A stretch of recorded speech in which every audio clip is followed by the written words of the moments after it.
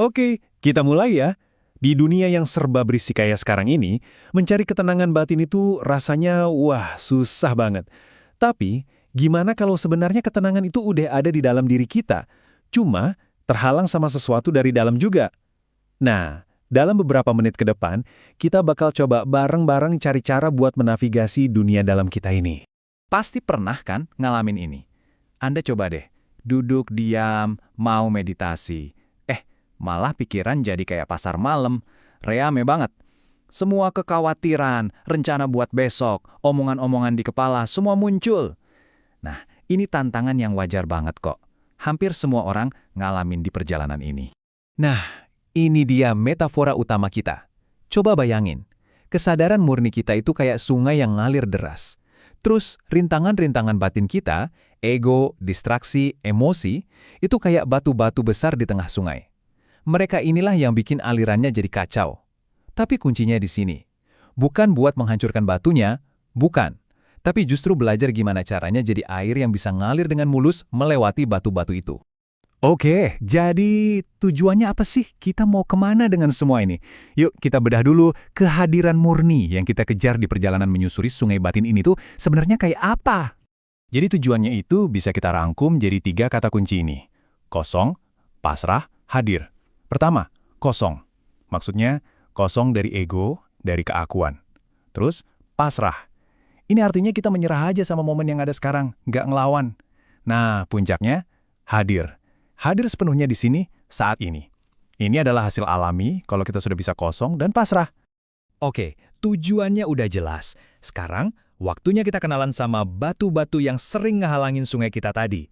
Ada 3 rintangan utama yang perlu kita sadari betul.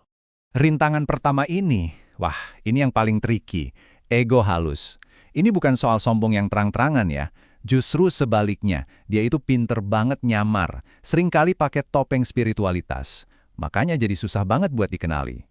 Contohnya gini nih, mungkin Anda berhasil nahan marah, terus di dalam hati ada bisikan, wah hebat juga gue bisa sabar. Nah, itu dia. Atau mulai banding-bandingin perjalanan spiritual Anda sama orang lain. Kok dia cepet banget ya? Aku kok gini-gini aja?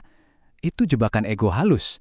Justru itu yang bikin kita makin jauh dari kondisi kosong yang tadi kita bahas. Lanjut ke rintangan kedua. Yang ini sih lebih gampang dikenali, tapi kekuatannya nggak main-main. Ini adalah semua gangguan duniawi yang terus-terusan narik perhatian kita. Yah, Anda tahulah, notifikasi HP yang nggak ada habisnya, email kerjaan yang minta dibales sekarang juga. Atau bahkan cuma pengen kelihatan oke di depan teman-teman. Semua ini kayak narik kesadaran kita keluar, bikin batin kita jadi tegang, dan akhirnya kehadiran spiritual kita jadi tipis banget. Ini perang terus-terusan antara dunia dalam dan dunia luar. Nah, rintangan ketiga ini datangnya murni dari dalam diri kita. Apa itu?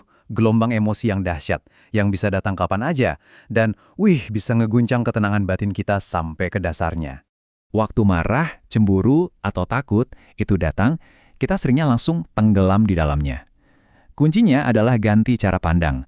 Jangan jadi si pemarah, tapi coba jadi si pengamat yang ngeliatin energi marah ini datang, terus pergi lagi. Kita nggak harus ikut hanyut sama arusnya loh.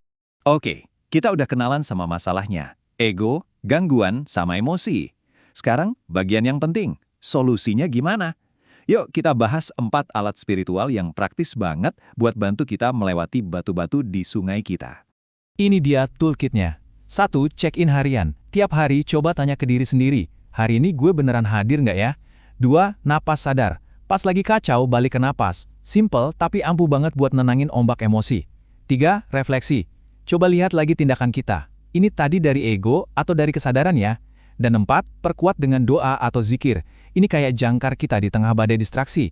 Nah lihat kan, tiap alat ini ngejawab langsung rintangan yang udah kita bahas tadi. Sekarang kita sampai di bagian akhir yang menurut saya ini yang paling penting. Mungkin Anda jadi mikir, kenapa sih jalannya susah banget? Kok banyak banget rintangannya? Nah, jawabannya mungkin bisa mengubah cara pandang kita semua. Ini dia, intinya. Kita sering banget mikir kalau nemu rintangan itu artinya kita gagal. Padahal, kebenarannya justru kebalikannya.